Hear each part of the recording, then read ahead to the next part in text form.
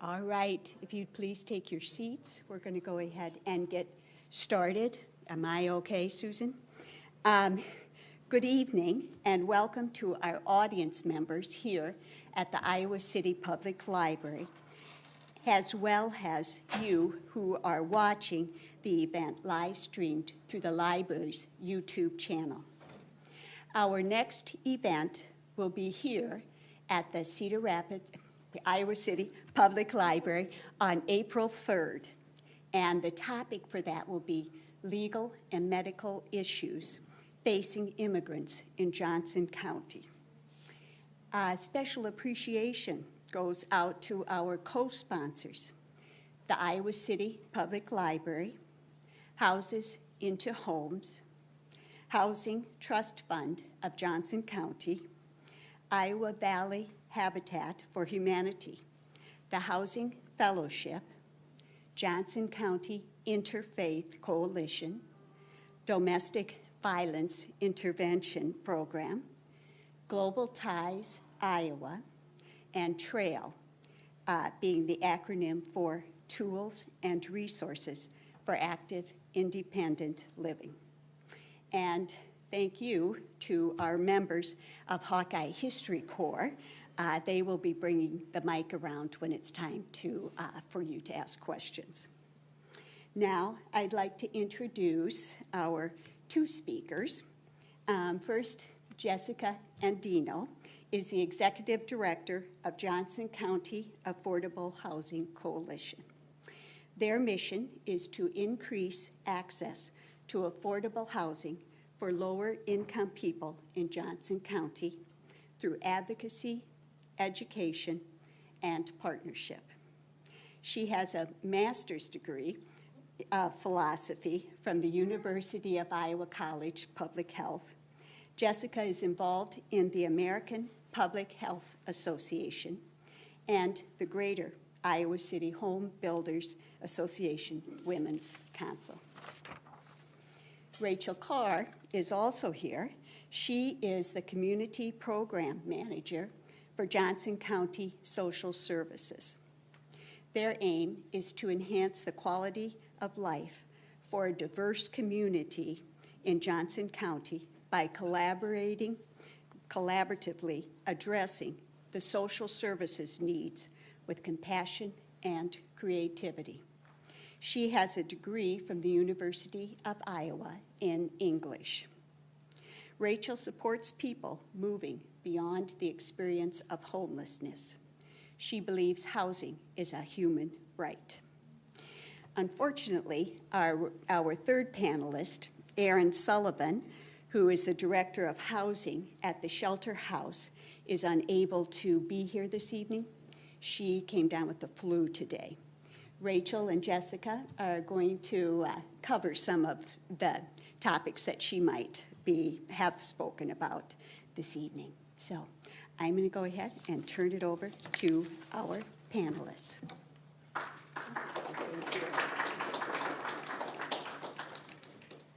Hello, everyone. Nice to see you here this evening. It's a little less snowy today, but still, I know we have a lot of people that are online because that was kind of a barrier for people. So glad that you are actually able to make it. Today, our topic is affordable housing, searching for solutions. As I was formally introduced, I am Jessica Andino. I use she, her pronouns and ella in Spanish, and I'm the Executive Director at the Johnson County Affordable Housing Coalition. I'm currently working on my PhD over at the College of Public Health, looking at housing as a social determinant of health. Rachel? Yeah. Rachel Carr, Community Services Program Manager, Johnson County Social Services. I have a long background in housing in this community, over 10 years working in nonprofit and now recently in government. So I'm really looking forward to discussing all of the great work that this community is already doing and some opportunities for growth. And as mentioned, unfortunately, Erin isn't able to be here with us tonight, but we're going to do our best to speak on her behalf and highlight the wonderful mission and programming that's happening over at Shelter House. So overall, our agenda tonight is as follows. We're going to discuss a little bit about the affordable housing crisis here and beyond, looking at current initiatives that are being explored for finding solutions to this crisis, And then we do have mics that will be traveling around, so please hold your questions to the end if you can remember them. We'd be happy to attempt to answer anything. So just a little brief background on Johnson County in terms of size of community. The 2023 census, we had over 157,000 residents, which the important piece of this is it's a 38% increase since the year 2000. And so what we're going to talk a lot about tonight is, has the housing market kept up with that increase? The hint is no, that it has not. But go ahead to the next slide, please. So we would be remiss, Erin is an expert in homelessness in our community, so we're going to highlight some of the information that she had prepared in our project. But this evening, the National Point in Time Count is a day out of the year where anyone experiencing homelessness is counted. So that is both sheltered and unsheltered. So if we're looking at national data, we have over 771,000 Americans on a single night, and that's typically one of the coldest nights of the year. It's like January 25th-ish, yes. And we've seen nationally an increase of over 18% over the last year. Iowa point in time count, we're looking at 2,600 Iowans experiencing homelessness on that one night. I can also tell you that there's a difference between sheltered homelessness and unsheltered homelessness. I don't believe that the numbers have been released for the unsheltered count, but it is my understanding that those numbers are significantly higher than last year. Recently, there was an Iowa homelessness needs assessment done. This was with the Iowa Finance Authority, basically predicting the number of households that will experience homelessness this year in the state of Iowa. So we're looking at single-person households of over 13,000, households with at least one adult and one child, over 3,000, and then total households at 16,000. So we're looking at a very significant number of people who do not have a permanent nighttime residence to be able to grow and live safely in their life. When we talk, you have a lot of talking. I do. Sorry. I got a lot of talking. So when we're talking about a housing continuum, and you're going to hear us reference some of this tonight pretty consistently, what's missing on this slide is the unsheltered. So we have people who are sleeping outside in your community, in our community right now, who are outside. And then we have individuals who sleep in emergency shelters. So we have 2 emergency shelters in Johnson County. We have Shelter House, and then we also have DVIP, Domestic Violence Intervention Program, that has shelter beds as well for individuals who have experienced domestic violence. Then kind of the next step up to housing is transitional housing. And what that is a short-term stay, and that can be anywhere from 1 to 24 months. This is typically funded by HUD, Housing and Urban Development, for individuals who have experienced typically some type of crisis. That could be homelessness, that could be substance use treatment, it could be domestic violence. Transitional housing, I would say over the last 5 to 8 years, really has been funding reduced. Yeah, phased out. Phased out. The federal government has said pretty consistently that what people need is a permanent option. HUD does define a permanent option for the most part as a 1-year lease. But when you're looking at funding opportunities and subsidizing for housing, we really want to look at that longer term option for people, particularly in low incomes. Then we have affordable housing projects. So that can look like a number of different options, and we're going to show you a couple later on in the presentation. But that could be subsidized senior housing. So there are different types of vouchers through the Housing Authority that are called project-based. And so a tenant, if they're experiencing low income, can apply for a unit that is, the rent is based upon their income, and then the federal government will subsidize the rest of the rent. So that's kind of the next step up in terms of housing. There's lots of different types of affordable housing projects. Jessica will reference some as well. And then you have just private market rental housing, right? So you have your landlords and property managers who own property in the community and lease out to tenants. And then you have home ownership, obviously, people who are able to get a mortgage. So if you look here, kind of on the topic of homelessness, it's kind of hard to see, so I'll just highlight a couple of the categories. Reasons people are entering emergency shelter in your community. So the number one reason people enter shelter in the last year has been due to divorce, a separation, or a family breakup. The second highest reason would be eviction.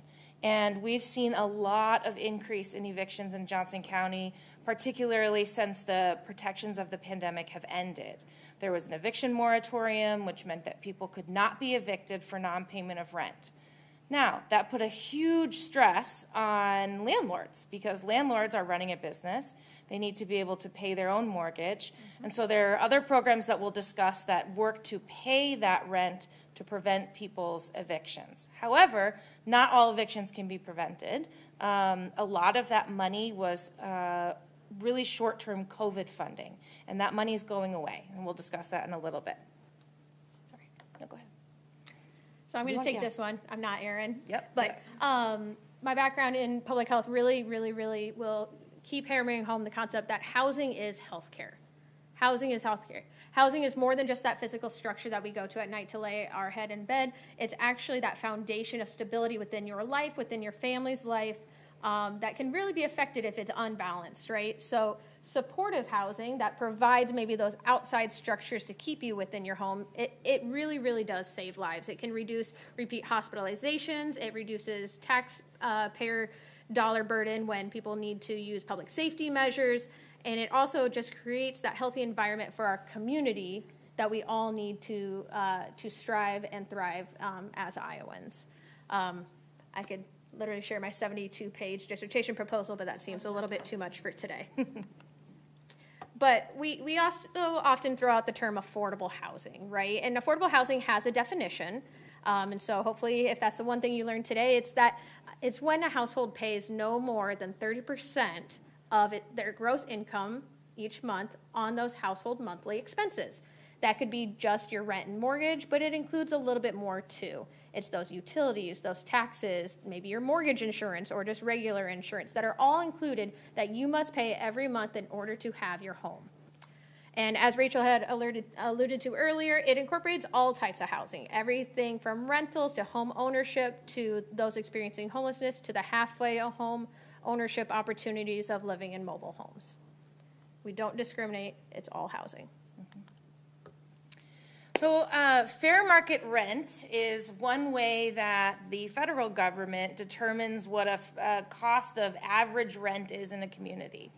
So if we're looking at Johnson County, what is an average rental cost? So a one-bedroom, we're looking at $922. Two-bedroom, we're looking at $1,127. Four-bedroom, $1,920. I can tell you, based upon my experience in this community, that this is very low. This is a low estimate on fair market rent. So it's kind of like what rent should cost in a given area based upon all of the census data that the federal government can review. So if we're looking at, let's say we have a family of four. We got a single parent with 3 kids. They make $16 an hour working in, let's say, food service. They're going to be spending 67% of their rent, or excuse me, of their income on rent. And so when we're talking about what's affordable for this family of 4, 67% of your income is not affordable. And in terms of being able to really get a good snapshot of the market and what rents actually cost is a little bit more challenging.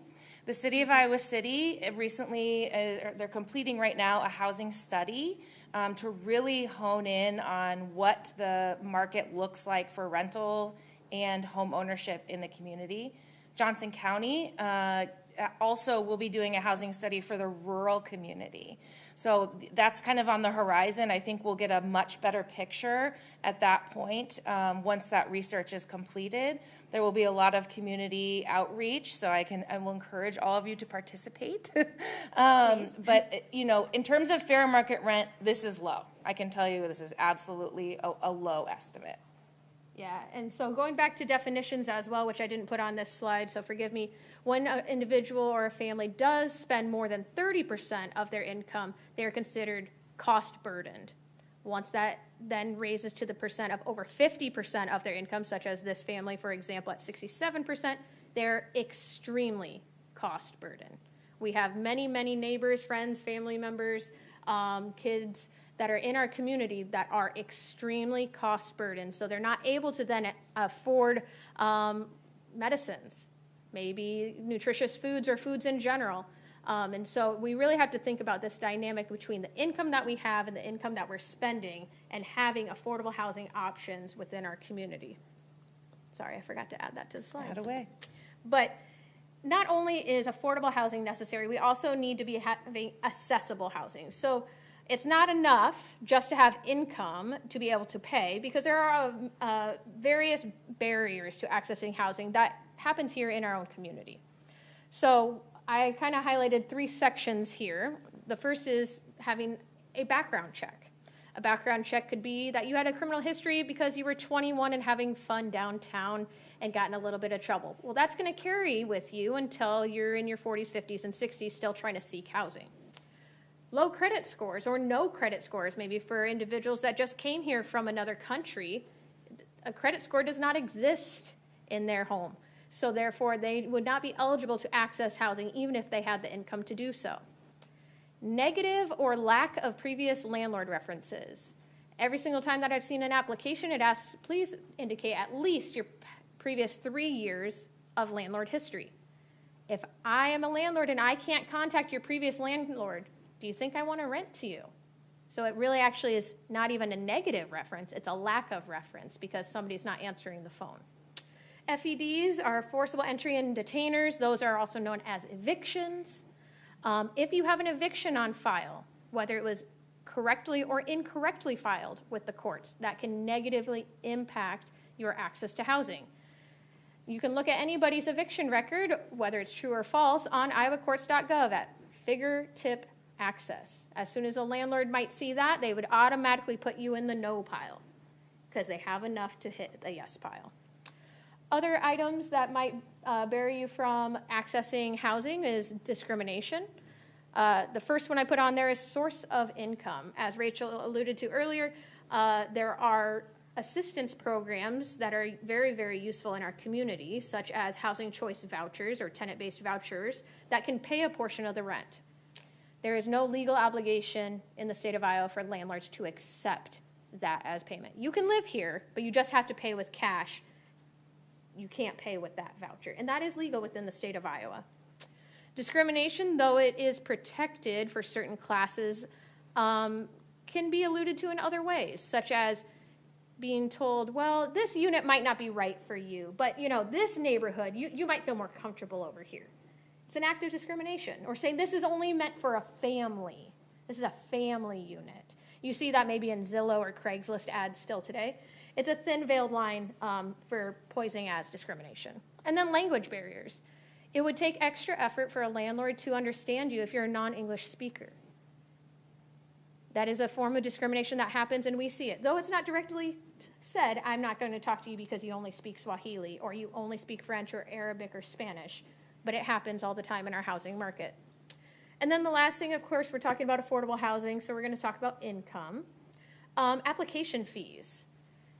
Application fees are often required for every single adult that is going to be applying on that lease. If it's you, your husband, and your in-law brother that needs to find a job, guess what? All 3 of you have to pay an application fee. The lowest I have seen is $20 per person. The highest I have seen is $150 per person. So now you're desperate for housing, you're trying to find a home, you really need it for your family and 3 children, and you're applying at 6 different places in hopes to get one. Well, that's 6 different application fees. It could be up to $600. Who has the extra money to be able to do so, just to seek housing? Proof of income, I love this one. Often to utilize the words against us, landlords will flip it and say, well, this is only going to be affordable for you if you make 3 times the amount of rent. So you must demonstrate to me you make 3 times the amount of rent. I've seen a local manufactured home communities say it has to be 3.5 times the lot rent that we have here in order to access housing. So that income to rent ratio is extremely important. Employment instability. I don't know if you've seen that in your work, but we have a lot of individuals that are contracted workers, whether it's seasonal or they work Uber or Uber Eats, DoorDash. Those might not be considered stable enough income to be able to prove you could pay rent on time. So that goes into the no pile as well. And then security deposits. There's state law requiring a cap on security deposits, but often there's other hidden fees, maybe an additional security deposit for your beloved pet. So instead of paying 2 months of security deposit, you're now paying 3 because that's a pet fee, not a security deposit. So all this to say that not only is it income, but there are other barriers to accessing housing that we see every day with the people we interact with to access housing. So one thing that's important to think about is a vacancy rate. A vacancy rate means how many open units are there on any given day. 10 years ago when I started this work, the thought was that as the vacancy rate went up, that we would have more access to units. And that has not held true.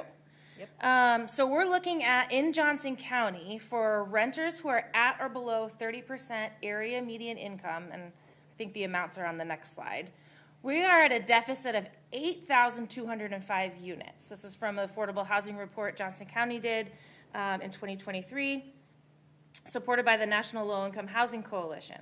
So what that means is there are not enough units for people at that area median income. So that means they're either experiencing homelessness, doubled up, so they're living with their cousin, their friend, whomever will take them in, or they're paying into that cost-burdened percentages of their income.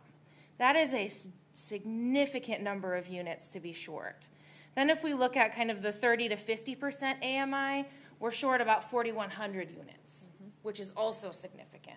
So if we're looking at what is needed in Johnson County, it is more units, right? That is a simple answer to the lack of affordable housing. We need more of it. Yep. Now, we're going to talk in a little bit about it's not as simple as just building more units. That's not simple, and we'll talk about all the reasons why. You want to? You can go for it. Okay.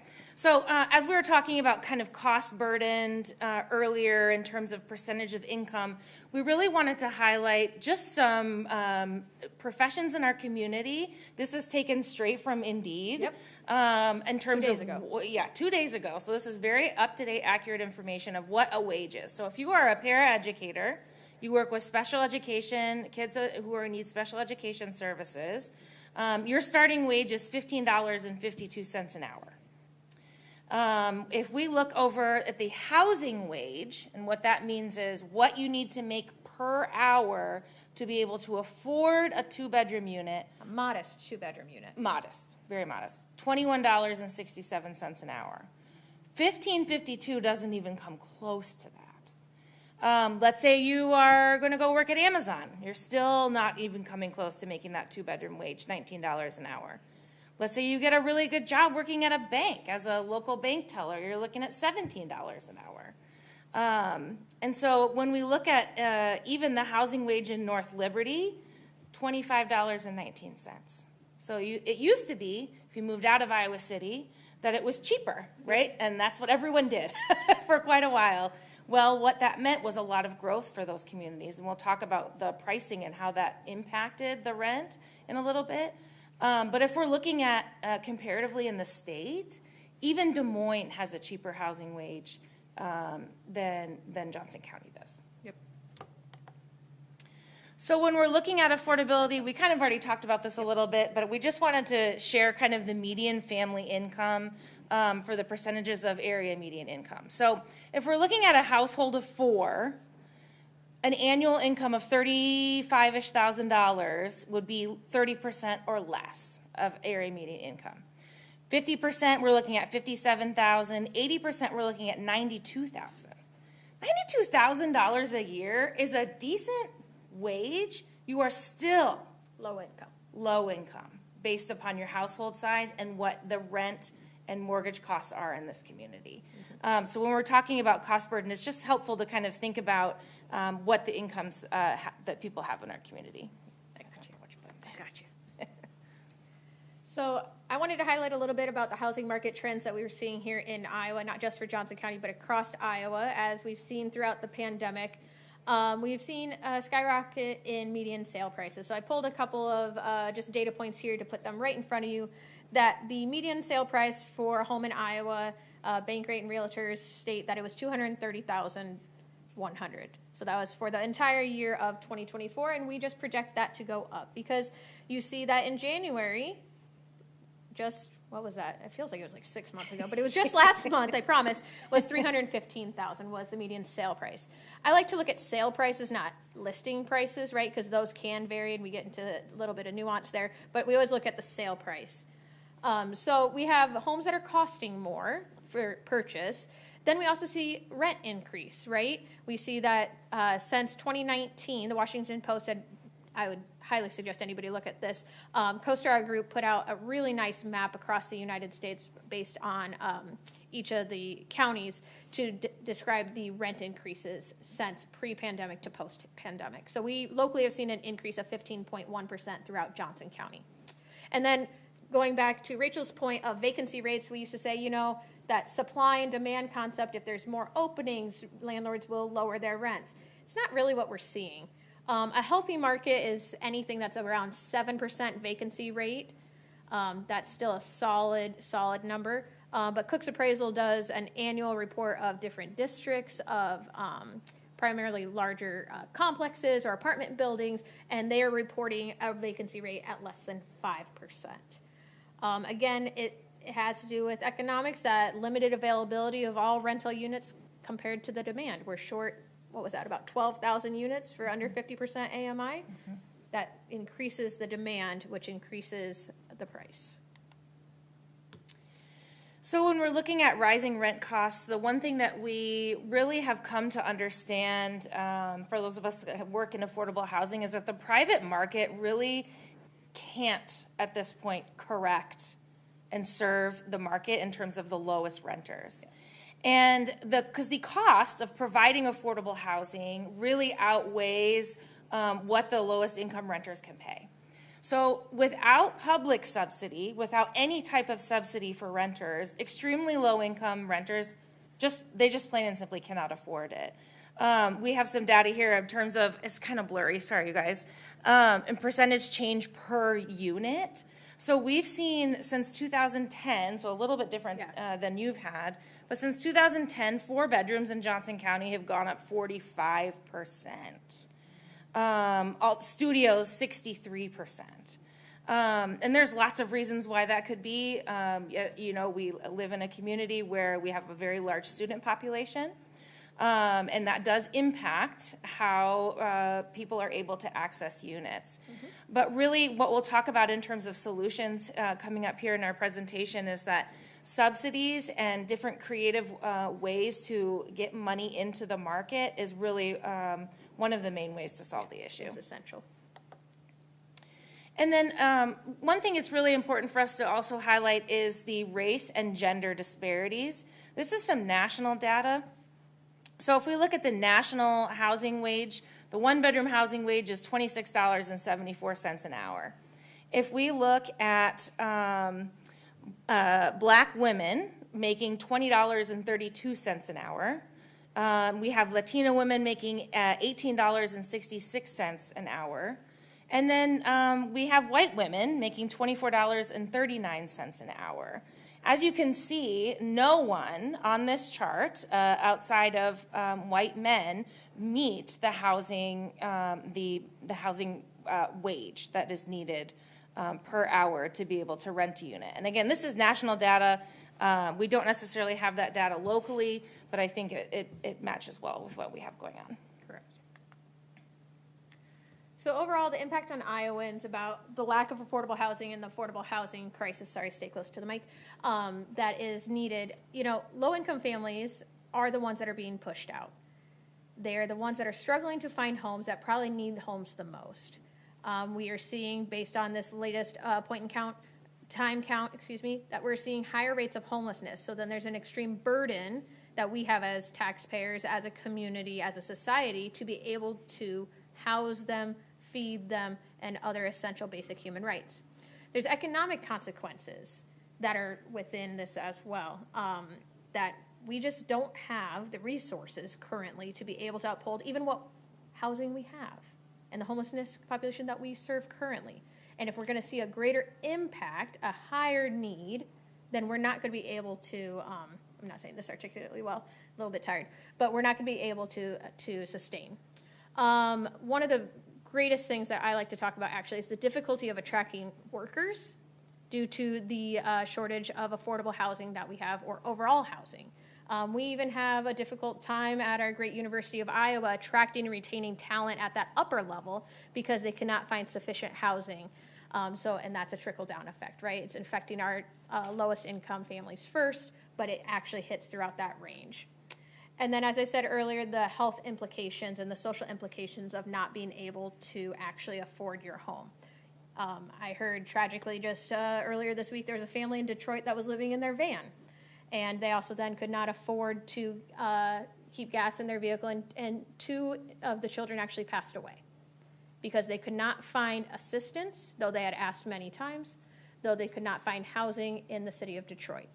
There are legitimate, tangible health and social implications of not helping those individuals that need access to housing, which is a basic human right.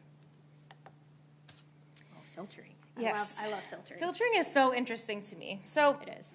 As you have seen, if you are living in Iowa City or visiting Iowa City, we have had a large increase in housing that looks like that on the right? We have large-scale units, they're multi-level units, big apartment complexes. Dare I say luxury? Luxury Love units, that word. indeed. And so the idea was, or is at the time, is that if we build more high-end units, right, as other housing ages, theoretically, the price of the older units should go down. Makes sense to me. It seems logical. It also works that way with the vacancy rate. We thought, well, Yeah. as the vacancy rates go up, lower income units, the prices should drop. That is not at all what we have been seeing. So what we've actually been seeing instead is that older homes have become more expensive as there's a new competitive housing market. So we see an actual increase in lower end units, less luxury, I guess you could call them, and they become more expensive. So it really actually has had the opposite impact of what was intended. And this is data from the National Low Income Housing Coalition. They have some excellent local data. So if you are looking for a place to really dive into specific reporting, that's a great place to really research. We're a member of that. Yes. Our coalition pays into that coalition. As because is they're so Johnson good. County, yes. So I do want to spend a little bit of time talking about what Johnson County is doing in terms of investments in affordable housing. So there's lots of different categories here of way that money is spent. One very large percentage, which I'll talk about in a little bit, was the purchase of the Hollywood Boulevard properties. So that was the way to expand the affordable housing stock. I won't get into the details now because I'll talk about it in a little bit. Homelessness prevention through our general assistance program. What that is if individuals are having an economic crisis and they are a tenant, they can apply for rental assistance to have a large portion of their rent paid to prevent their eviction. So the county in fiscal year 24 spent over $1.5 million investing in general assistance. Now, some of that was ARPA dollars, COVID money. So some of that will go away. It has gone away. It has gone away over the next, well, now, basically. So that was why you're seeing such a large number there. I don't actually have the numbers for this next year budget, but it is less. Then we have housing rehab and preservation. So that is if a low-income household needs some repairs done on their home. Or modifications. Modifications, aging in place. There are programs available that are funded by the county to be able to do that. Housing development, Funds go directly to the Housing Trust Fund of Johnson County to be able to spark the development of new affordable housing projects in the community. Ellen McCabe, hello, nice to see you. Ellen is the executive director of the Housing Trust Fund, so glad you're here, Ellen. And then also there's an investment in homelessness services, so there's an investment in shelter.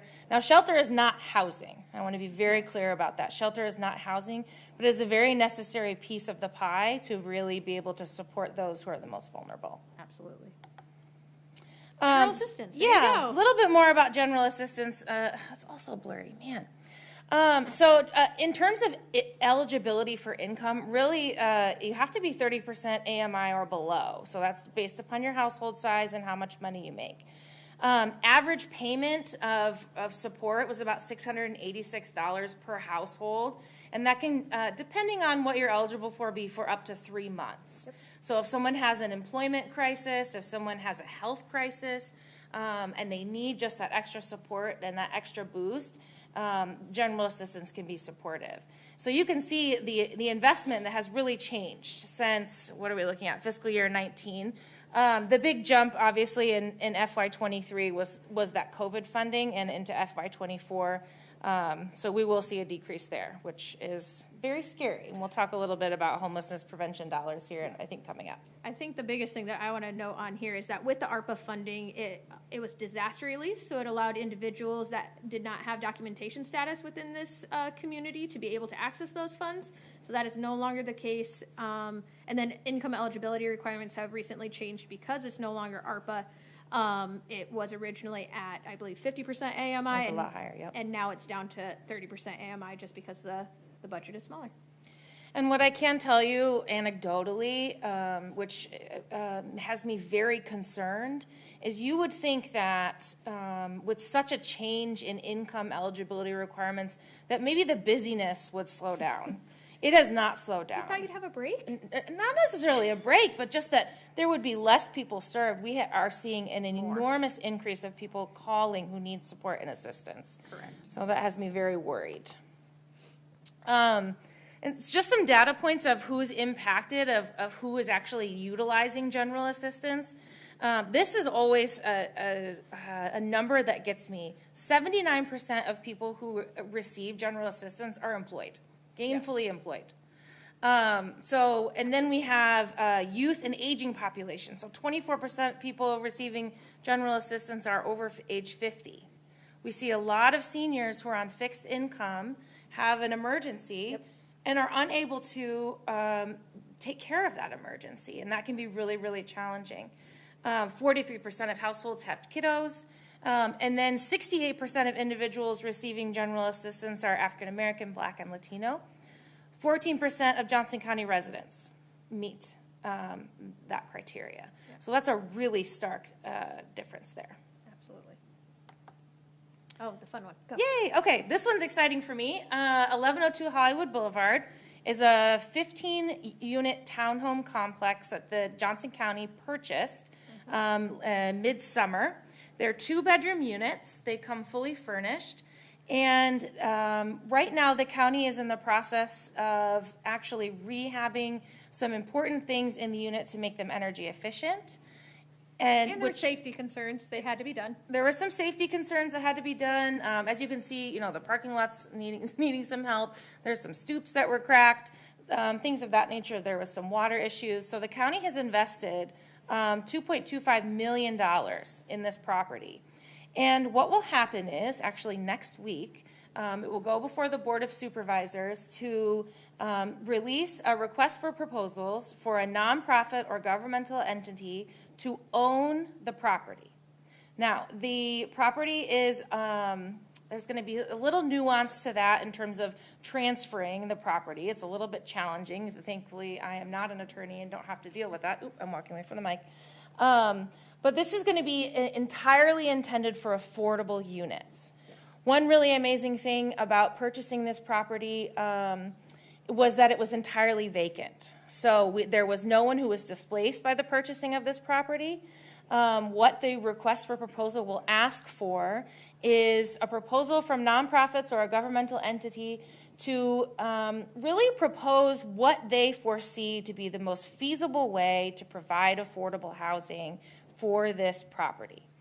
Best practice says a mixed income design is the best way to go about it, because if you were to turn over this property and say every unit has to be at 30% AMI and they can pay no more than 30% of their income, without any ongoing sustainable funds, there's no way that any nonprofit would be able to operate this property, right? Because there's expenses to operating a property.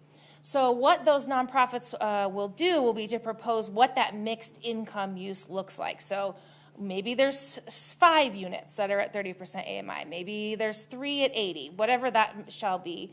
And then the county will receive those proposals, and then eventually the Board of Supervisors will make a decision on which nonprofit or government entity will own these properties to provide affordable housing ongoing.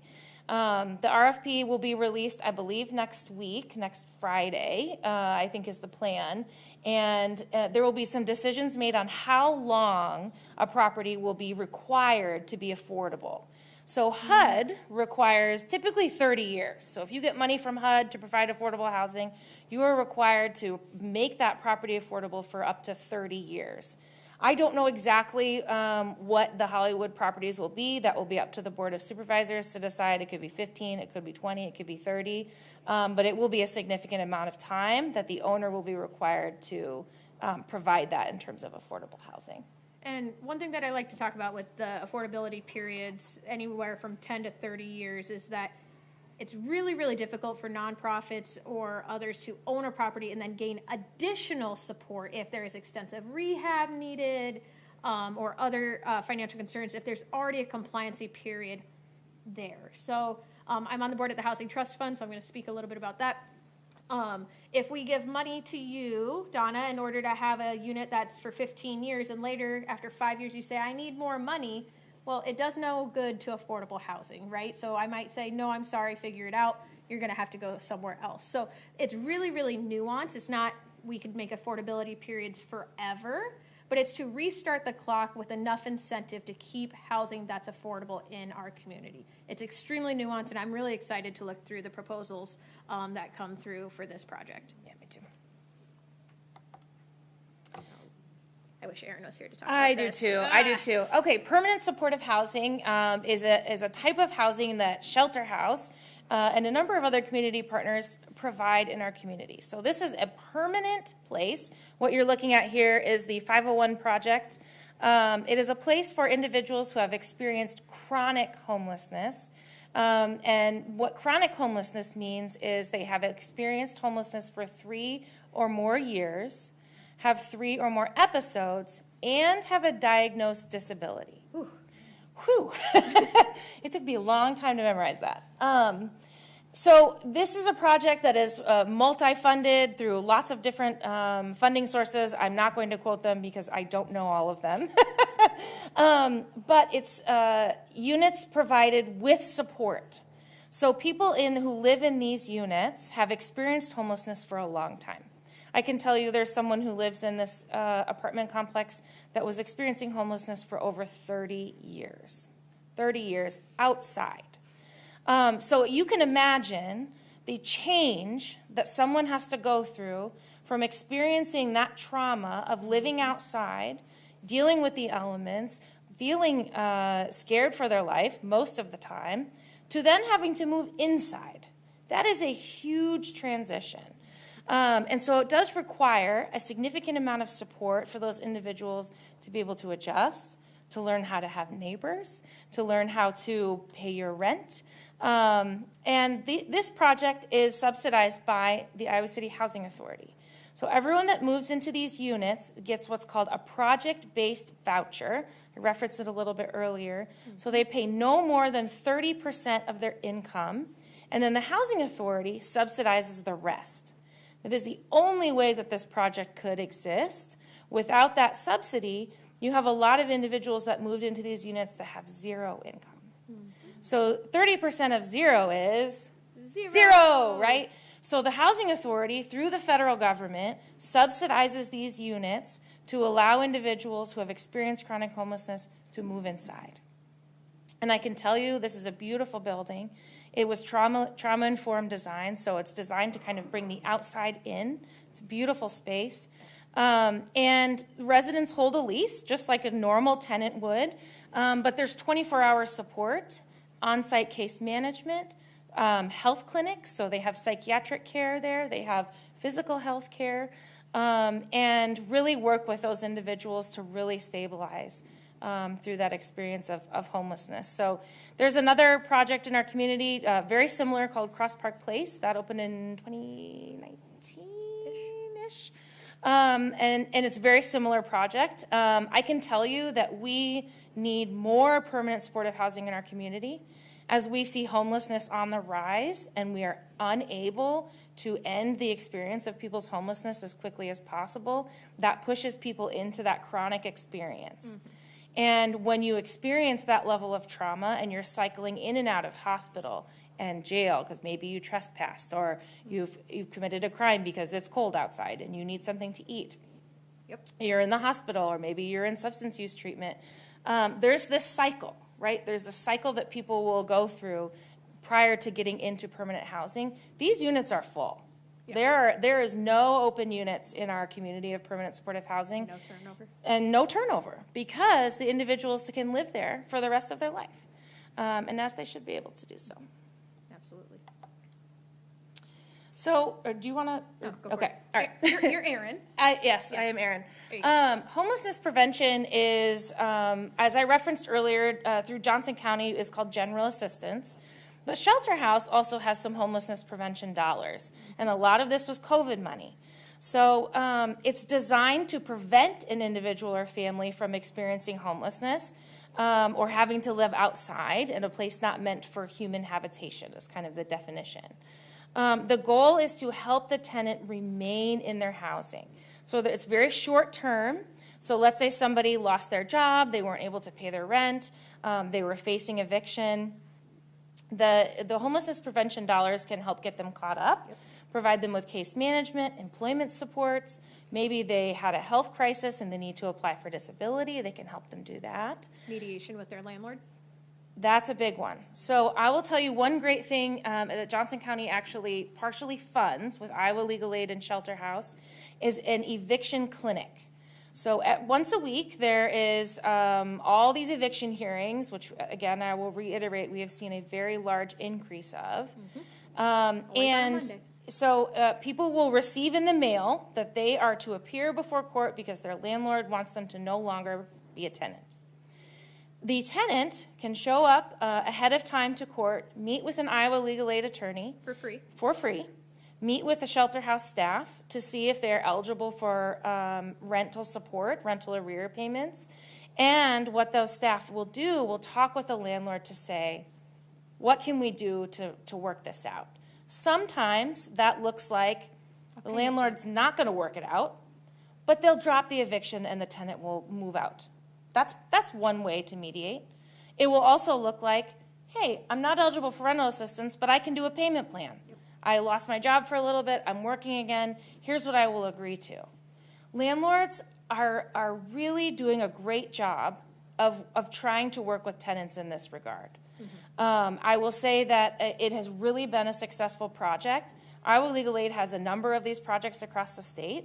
There's one in Des Moines mm-hmm. as well, but really the goal is to keep people in their housing so they don't have to go through that experience of homelessness. And then rapid rehousing, I'll just talk about really briefly, is another short-term rental assistance program. That would be for individuals who are currently experiencing homelessness. So it helps pay security deposit, a couple months of rent to really get people back on their feet. It is not designed for individuals who have experienced chronic homelessness. Correct. Because it's a short-term intervention. So you have people who are maybe experienced homelessness one time. They have a one-time event. This is the program for them. It's a federally funded program. It is the quickest way to end someone's homelessness. I want to highlight as opportunities, areas of growth for our community. Some can be impacted locally, some cannot. So when we're looking at additional housing choice vouchers, it's up to the federal government to decide whether they make additional vouchers available. I do want to applaud the City of Iowa City and the Housing Authority for coming up with creative solutions that are not fully reliant on the federal government. Then there's different types of tax credits. I am not a tax expert by any means, but there are lots of tax options for people, for developers to come into the community to build new property. We could look at increasing homelessness prevention dollars. If we can stop people from experiencing homelessness, we don't have to turn around and spend the massive amount of money it takes to rehouse a family once they've experienced homelessness. And I think that's one of the highlighted programs that's within the state of Iowa assessment is having that more or less, what did Mr. White call it, a search fund to be able to utilize for, you know, it's not only homeless prevention, but if your car breaks down, you're not able to go to work, we should be able to have some sort of funding to do a minor car repair. Because at the end of the day, that does prevent homelessness. Guaranteed income programs, which I'll talk about in a little bit. It's a kind of it's an interesting solution, but it is a viable one. Accessory dwelling units, or ADUs, so these are sometimes called like the grandma house or the grandmother suite. I prefer granny pod, but Whatever. yeah. So basically an ADU is a separate housing unit that you can build on your property. There's been a lot of work done by Jessica and the Livable Community for Successful Aging through the county to really increase the ability to build ADUs on property to increase housing stock. It's a very creative way. You should actually talk about it. No, it's okay. Just this week, with the help of AARP and the Housing Action Team, was able to put forth a House bill at the state level to allow all municipalities related to accessory dwelling units. So looking at it more as a state level instead of picking off city by city by city, which is a little tiring. Which has been going on in Johnson County. Me and my big Legos going around, it works. Yes, We're at Hills that's Bank right. right now. That's right, they are. They are. Yep. Really looking at investing in home rehab, so being able to preserve the housing that we already have. And then different type of zoning. And I will say that our community is pretty creative when it comes to zoning, but there's lots of different things that we could look at to really increase density, quite frankly, in our community. So I did want to highlight a little bit about guaranteed income programs. Basically the concept is we want everyone to be able to meet their basic needs. So there's lots of different ways that people can do that, right? We have food assistance, SNAP, used to be called food stamps. That's one way that people can get food. We have housing subsidies that can help people pay their rent. A guaranteed income program looks at it a little bit differently in the fact that people really know what's best for them, and they really know what is needed in their own budget. So there's a program out of Des Moines, which was in effect called Uplift, and you do some research on it. There's some really interesting data. Basically, there was a $500 subsidy given to a number of households, and then those households were followed. Well, it was supposed to be a 2-year study. Unfortunately, they were interrupted. The state of Iowa made guaranteed income programs against the law. So there's some lobbying to be done here if this is something that piques your interest. But basically, you're given a cash subsidy every single month of $500. And the study turned out, and this is a national, there's national studies of guaranteed income pilots. And what they find is people spend that money for the most part on basic necessities. In their community. In their community. So not only is that money being put back in to retail sales, food and groceries, transportation, housing and utilities, right?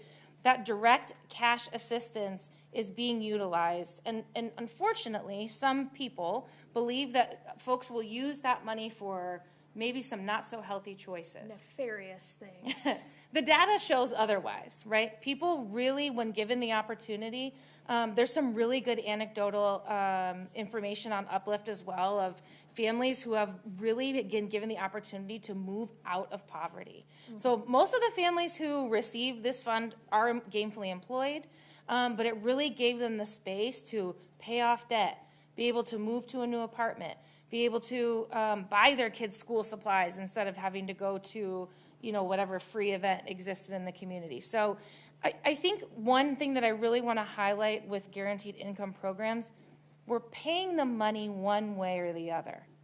We're paying it through food assistance, we're paying it through housing subsidy, we're paying it through free backpacks when we host school events, right? So why not give families the option to figure it out for themselves and use their money in the most efficient way possible? That's my plug for guaranteed income. Love it. So I'm just going to go over a couple of quick things here. I know that we're getting kind of close to the end, and you all have such amazing questions that hopefully our runners with the mics will get to. Yes? Okay, good. But speaking the language of housing and advocacy 101, you really have to be informed about the cause, right? It does us no good if you say false narratives or incorrect facts when you're talking about housing for your neighbor, your community, or at the state level. So learn about the problem. That includes that history, the data, and learn who's already working on that problem as well. There are advocates in this room that you could probably turn to today to say, hey, tell me more about home ownership opportunities for low-income housing. Tell me more about how domestic violence and victims of stalking have been affected by certain bills in housing. So partnering is number one, and that's really what we lean into at the coalition. Number two would be to understand the legislative process. It's kind of complicated, primarily by design to keep individuals that are uninformed out of the process. There are many online advocacy websites that can teach you specifically about how Iowa functions, because it is different than even our friends over in Nebraska, okay? There's a funnel system, there's different chambers. You really have to understand the process prior to going and even speaking to legislators. But I would say that the most important thing is an effective message. While many of us in here probably want to speak the same language, those that think differently than us don't want to hear about housing as a human right. That does not land with them. Housing as a human right is a word or a phrase that we've used time and time again that I strongly believe in, but I can't convince maybe my crazy uncle to believe in it too. Okay, so we have to have good, effective messaging. So we talk about how better housing is for better health. It has major community benefits. It's going to inform education. If we have stable housing for our children, how is that going to affect them? So utilizing things that we believe they care about to further our cause. I also really like the housing wage that we were showing earlier and talking about how certain occupations are not going to be able to enter into our housing market. They're just simply priced out, and that is an economic need that we have across the state is to have a strong workforce, right? The workforce paradigm. Last thing is make it relatable. I mean, Rachel already did this earlier, talking about that tenant at Permanent Supportive Housing that had been chronically homeless for 30 years. Relating it to a single incident, how your mother is having a hard time finding housing because they can't get in at Oak Knoll, or I would like to be able to provide for my children an area in which they would like to grow up in a diverse neighborhood and not just the only places that we can find. So again, specific stories about how people have benefited from affordable housing programs. I know I'm looking at a couple of my partners here that have a couple of those that they can whip out at any time. Practice them, right? Practice those 30-second pitches. I know I can see Simon. I'm like, I know which one he's going to use, and you're going to use the hose story too, Scott? I can see it. He's got 5 of them. Okay, so only one. You only have to practice one. Scott's an overachiever. And then propose some basic solutions. You don't have to be the MacGyver of solving affordable housing, but if you have a solution that you would like to run by them, I think it's wise to do so. So, how are we on time? Oh, beautiful. Look at that. We did it. That's pretty close, actually. Only like 3 minutes over. So, we now welcome any questions. Thank you. Do you want to stay standing or do you want to sit? I want to sit. You want to sit? We're Yeah. sitting. Do you need water? Yeah. I got like 40 things written down here. I'm sorry. 40 things. I'm joking. Okay, you get one. Let's see. So there's been some really cool stuff happening in the city of Seattle recently, as soon as 2023, where the city, where the public elected, or in a ballot initiative, decided to create a city developer to make it easier for them to build more public housing. And the goal, the only purpose of that developer is to build more public housing and create like a foundation for it that the housing will, as time goes on, that housing will remain affordable while other housing goes up. So I was wondering if Johnson County or Iowa City has ever thought about or looked into creating a program like that.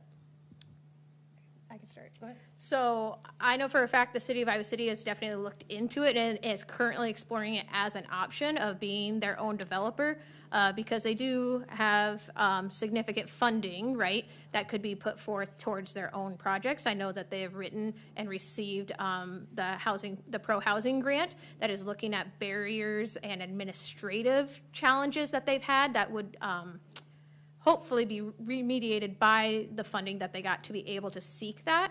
And then they've also made significant contributions by purchasing the lot that's on South Summit, kind of by Hilltop Bar, North Dodge, Hy-Vee, you know where I'm talking about, to be able to explore that as an option for them. So I know at least the city of Iowa City has explored it.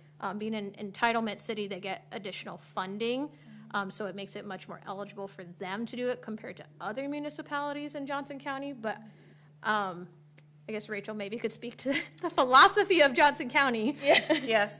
From a county perspective, I think, you know, the Hollywood property was really the first toe dipping, if you will, of looking at owning property. And really ultimately, the Board of Supervisors decided that there are skilled and much better providers in the community that know how to do it, that have the structure in place. We originally had looked at master leasing as an option. So for those of you that don't know, master leasing is I own property and Jessica wants to rent to tenants, but I don't really want to be a landlord.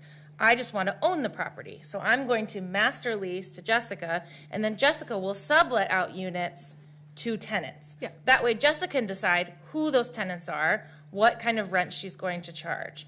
And ultimately, the county decided that that was just not a structure that we have in place. We didn't want to spend additional tax money in hiring more staff and really trying to build that structure.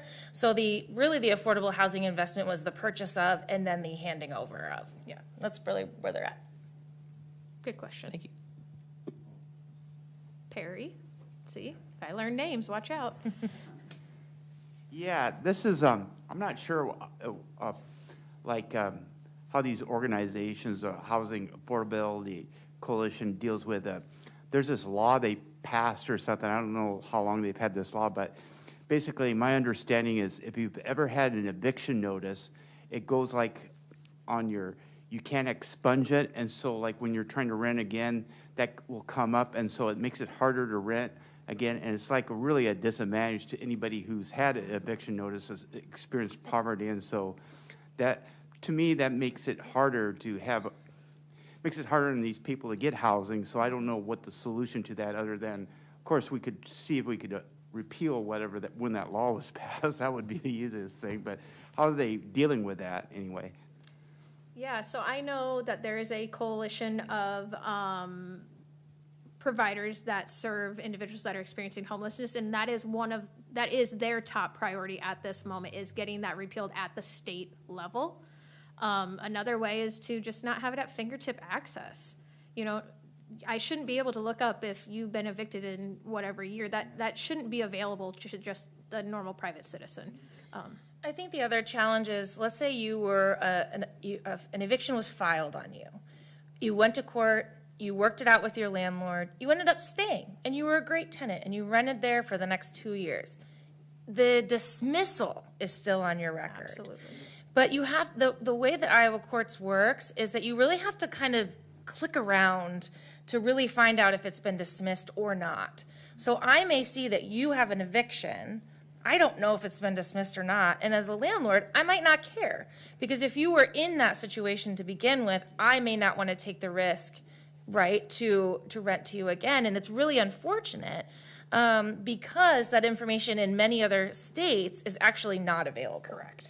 And there's a national coalition, and I can't remember if it's the Low Income Housing Coalition, but there is actually a toolkit out there to work with state legislatures to get that expungement possibility.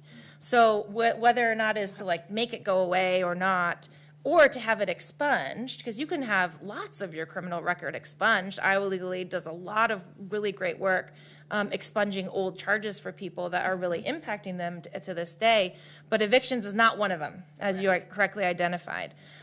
So it really does take lobbying at the state level, and it takes a group of people to care enough about it to invest the dollars in really trying to get that fixed. I'll put a plug that I've been working with the Iowa Housing Partnership, which is similar to the coalition, but across the state with the spectrum of housing. And we have a newly rescheduled housing day at the Capitol, and that will be on Tuesday, April 8th at 2 p.m. It was originally scheduled for earlier this month, but the Capitol is closed for a funeral of a passing sitting legislator. So again, that's on April 8th at the at the Capitol. So. Anybody that wants to join me, I'll be there.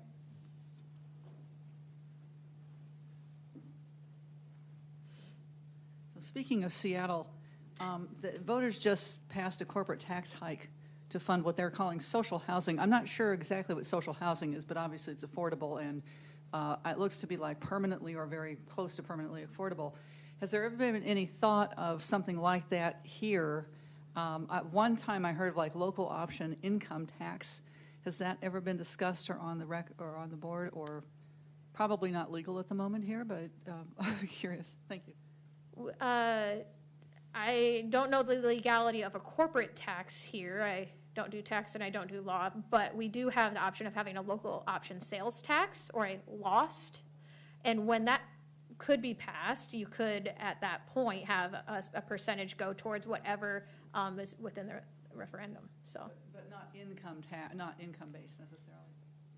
Sorry. Not that I'm able to speak to today. I can look into it though. It's an interesting model that might be available to us. So thank you for that idea.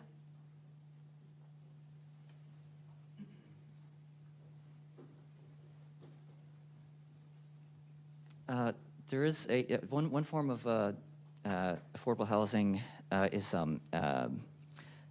co-op houses, like houses like housing that's owned basically by the tenants, who usually run a nonprofit that then runs the facility that they live in. I know there's a lot of them in Ann Arbor, Michigan, for example. That's where NASCO, North American Students of Cooperation, is based. And there's one here in Iowa City, RCHC. River City Housing Collective. Yes.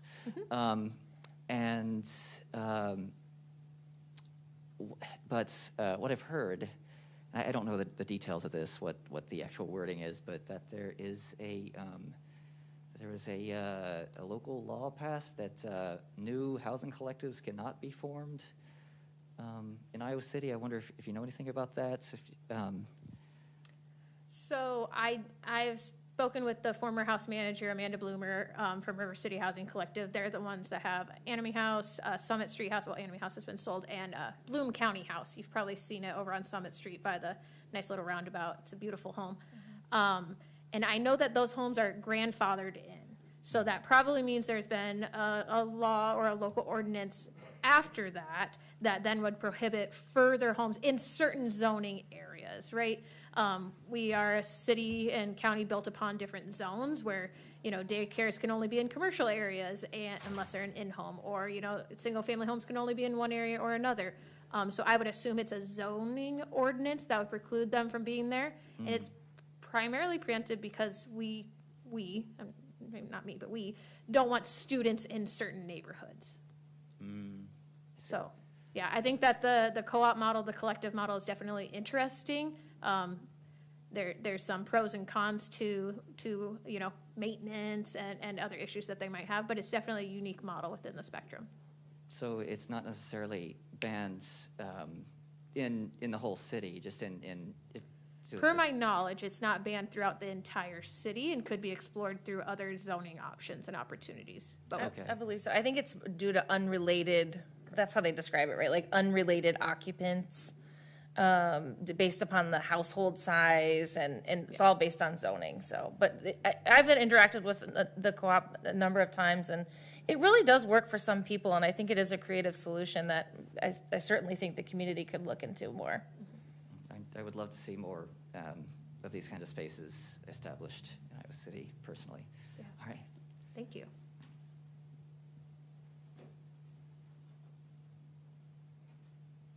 Any further questions? Oliver? Yeah, yeah. Indeed, no. you can. So I was wondering which specific units of public housing in Johnson County, or in specifically Iowa City, count towards the fair cloth limit. And I don't know if the permanent supported housing units do. This is data that's kind of been hard for me to find. I think I found that it was 99 is the fair cloth limit. I don't know if that's still correct. And the data that I saw said that we had only 80 something of federal public housing units. So I was wondering what units specifically are counted towards the fair cloth amendment or the fair cloth limit, and also why aren't we at the fair cloth limit? If public housing is, if we need more, why don't we just say, yes, let's do it? So the fair cloth limit mainly prohibits the number of units that can be under public housing owned by a government entity. So like the city of Iowa City, I believe we currently sit at 86 units of public housing, but the city actually owns 112 overall units. So it's more semantics about what they're labeling it under. And again, with this reposition, I don't work for the city, so I might be speaking completely wrong, and Rachel Carter and Jeff Ruin will send me emails afterwards. But what I believe is they are trying to do this repositioning because as HUD has been phasing out transitional living opportunities, they've also been only maintaining the level of public housing units and dollars, whereas public housing choice vouchers has actually increased. So I, again, not working for the city of Iowa City, believe that the city is thinking about long-term viability of affordability for our residents and is wanting to do this repositioning of retaining units, not even worried about fair cloth limits, but still be able to have the income from HUD, if it still exists, paying with those housing choice vouchers. Does that, it doesn't answer the question of why we're not at the limit, which is your question. Yeah. I think that we still have technically public housing units and additional units that are above that number. It's just categorized different. Okay. There has to be a reason, or else it would not be the case. Yeah, it's just kind of information that it's hard to find. Correct. A little bit. Yeah. And so. I could look into it though for Yeah, you. counted for sure. towards the fair cloth limit is, I was under the impression that it's federal dollars. The limit is what federal dollars can go to. So if per se the city has all this money that it can use only city funds, that we can build however many public housing units we want. Is that correct? I believe so. Okay, Yeah.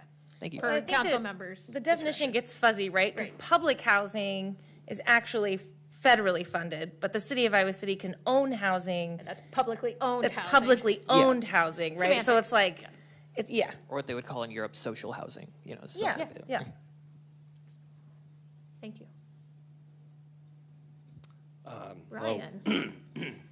Our hosts this evening are a nonpartisan organization.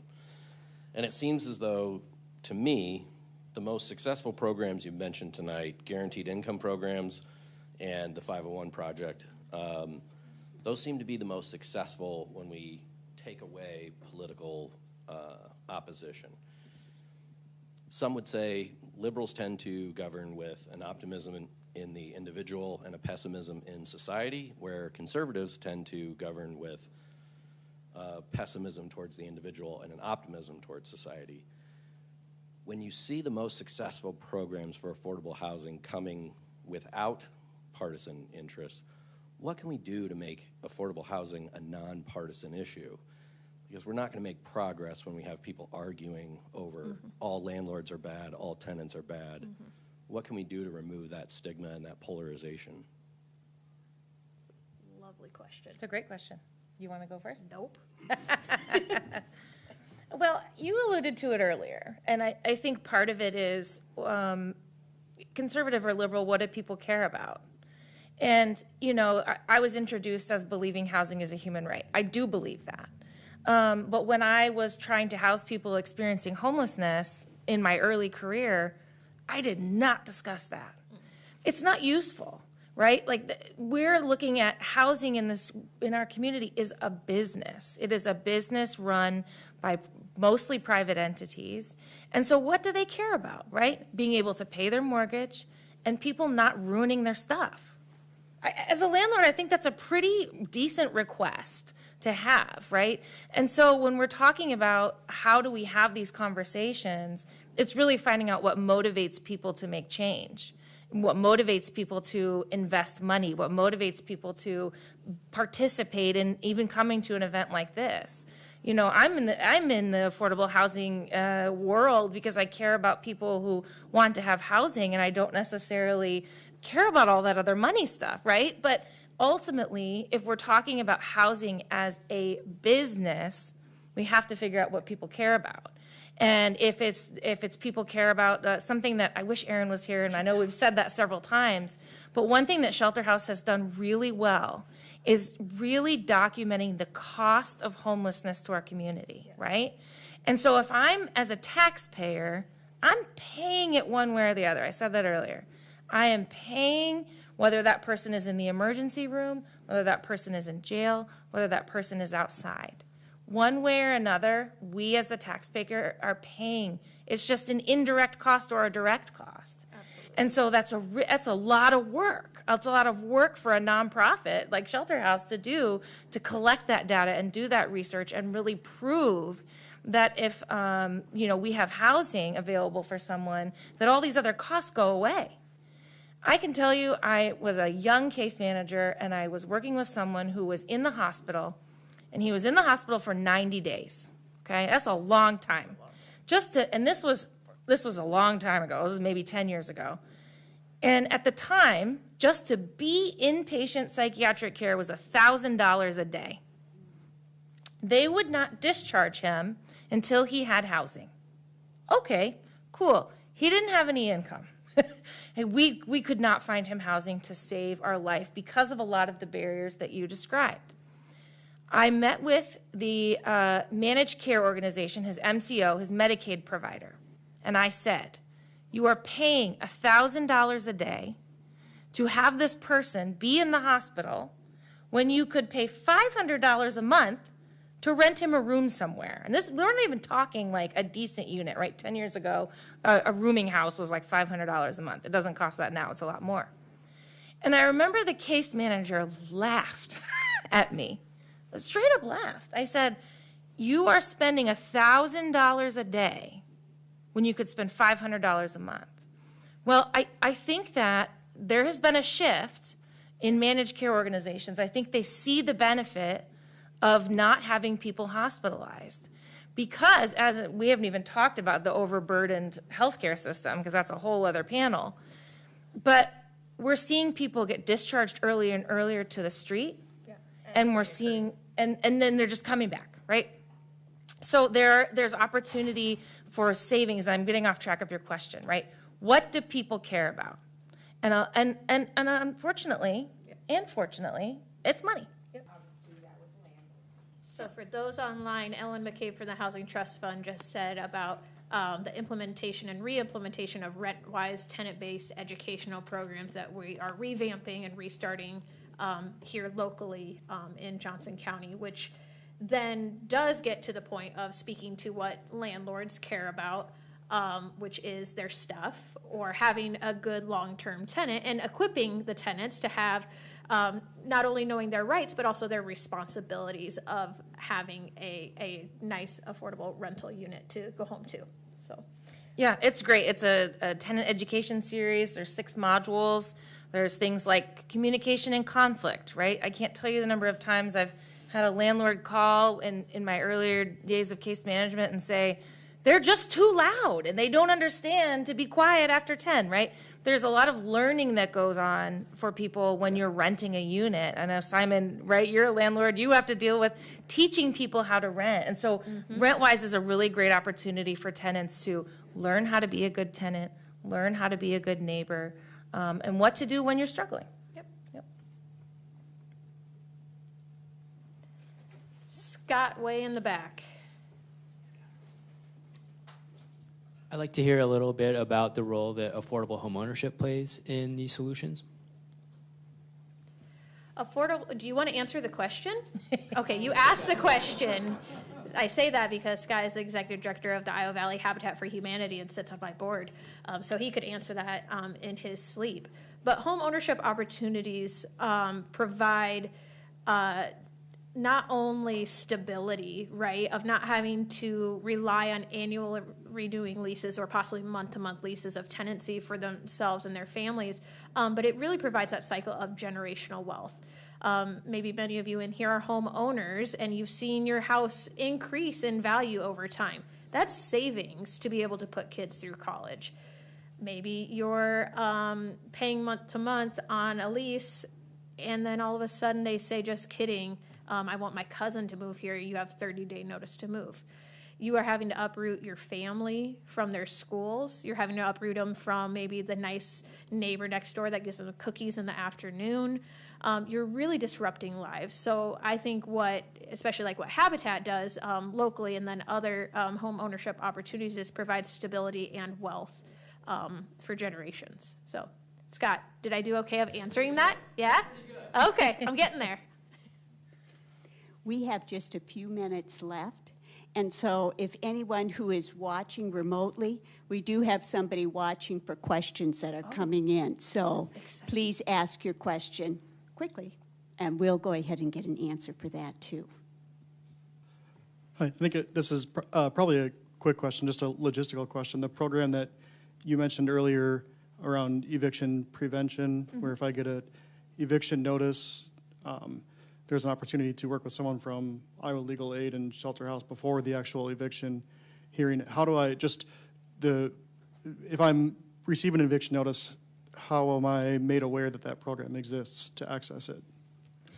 Yeah, that's a great question. So one really awesome thing that Shelter House does is they actually do outreach ahead of time. So you can pull up the list of all the evictions, it's public information, and then Shelter House staff will reach out to those property managers and say, hey, I saw you have an eviction with tenant A. Do you have their phone number? Would you be willing to let me get in contact with them to see if we can resolve that? And most of the time, they're able to connect with tenants ahead of time before the eviction process happens. Also, we worked out with the, Shelter House worked out with the mailing that goes out. There's a flyer for the eviction clinic that gets sent out. The other thing that I just cannot stress enough since we're talking about it, if you are a tenant and you receive an FED, an eviction notice, you will lose 100% of the time if you do not go. And it's really scary, right? Like I'm a tenant. My landlord probably has a lawyer. I don't know what I'm going to do. I don't have the money. What do? I'm scared. So I'm not going to go. I'm going to avoid it. Do not avoid it. You must go. Help is there. They are usually there about an hour ahead of time. So through that outreach, there's a notice that goes out with the FED. And then, yeah, tenants can meet with an attorney right away. So it's pretty great. And anybody else here, you can just go on Google. They call it the help desk. So Iowa Legal Aid help desk. They're in many counties, not just Johnson County, but it's always on Mondays. FEDs are always seen in court on Mondays with the magistrates. So you could go on in and talk to anybody from Shelter House or Iowa Legal Aid to gain more information. If you have others in your community that you interact with that might be at risk of receiving an FED or eviction, they're there every Monday. Is there ever, just a quick follow-up, ever an opportunity to have some sort of outreach with landlords prior to an eviction even being filed? So is there any program or availability for a landlord to say, I'm about to send an eviction notice? Could we have access to some sort of mediation before even that, because of all the problems of evict, that once it's filed, then it's on your record and that kind of thing. Is there any incentive to do that, or any capacity to do something like that? Yeah, it kind of works in the reverse. So what I would say a lot of homelessness prevention programs have done is a lot of outreach to landlords and property managers in the community, so they know what the service is. They're aware kind of that this help is available. A lot of times at GA, at General Assistance, we'll get a call from a landlord that says, hey, I have a tenant who's struggling. They need some help. What do they do? How do they get in touch with you? So landlords actually kind of do it in the reverse. Landlords are the ones that are doing the outreach, which is that's great. That impresses me immensely. And I know Shelter House gets calls like that as well. But it's really that outreach component to kind of communicate. There's no system of like alert other than once you get to that FED to know that someone's got a notice. There's a process in our community called coordinated entry. So basically, if you are having a housing crisis, you can call coordinated entry, and they kind of direct you to the right program. Because there's general assistance, community has rental assistance, domestic violence intervention program sometimes has prevention funds. So that coordinated entry system really can kind of direct people into the right program.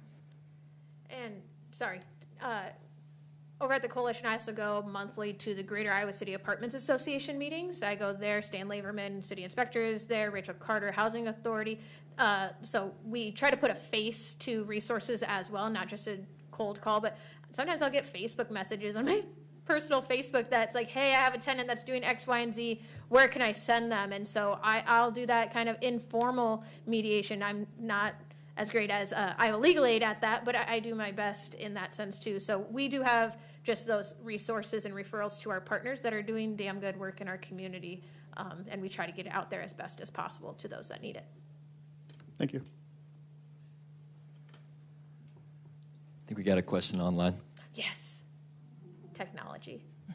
So Wendy online asks, if I want to get on the waiting list for affordable housing, what is the procedure? Okay, that's a great question. I will answer it by saying I wish we had a better system. We don't. There are some communities where every single apartment that's open is like in one system, and you can apply to this one database and they match you with a unit. It's really cool. There's a lot of pilots out there. I would love to see something like that happen in Johnson County. Really cut down on those application fees. Right now, the City of Iowa City Housing Choice Voucher wait list is closed because the list was so long and the need was so great that HUD recommends that you close it when the wait is a certain period. HUD recommends at 2 years. Currently, the wait is about 4 years. Yeah, it's very long. So you can't do that. But there are a lot of subsidized units in the community that you can access. So Johnson County actually has a resource directory. It is a little out of date. I'm working on it now. Please be patient. Of resources of subsidized housing units in the community. There's always a wait list. I can tell you that. But you have to apply per housing unit. So whether it is, I can't think of any off the top of my head, unfortunately. Yeah, there's lots of different subsidized units, but again, there's wait lists. Housing Fellowship is a great option to look into in terms of affordable units, a great nonprofit in our community. But really, there's no like centralized system in which somebody can access affordable housing. There is no giant list that one can really get on. It does take some work. But there are lots of entities in the community that help people navigate that system. Johnson County Social Services is one. Sometimes you do. Depending on your circumstance, Shelter House, DVIP, they all have kind of housing navigators that help people who are really in housing crisis navigate those systems. And then there's separate systems for seniors as well. Yep. So good question. That's a great question. Well, I hate to bring this discussion to an end. Thank you so much to both of you. This was really an informative discussion about affordable housing here in Johnson County. I'd like to thank all of the audience members for coming this evening as well. Recording of this program will be on the League of Women Voters Johnson County website, which is lwvjc.org. It also will be at the Iowa City Public Library on their library channel. So if you'd like to watch it again, or if you know someone who missed it this evening, they still have an opportunity to watch it. Our next program will be here at the Iowa City Public Library. It will be April 3rd, and the topic is medical and legal issues with the immigration population here in Johnson County. If you're interested in learning more about some of our co-sponsors, please stop at the back tables and visit with them. If you'd like to learn more about the League, please go to our website. Now we have a special presentation from the League of Women Voters, a mug for each of our panelists in appreciation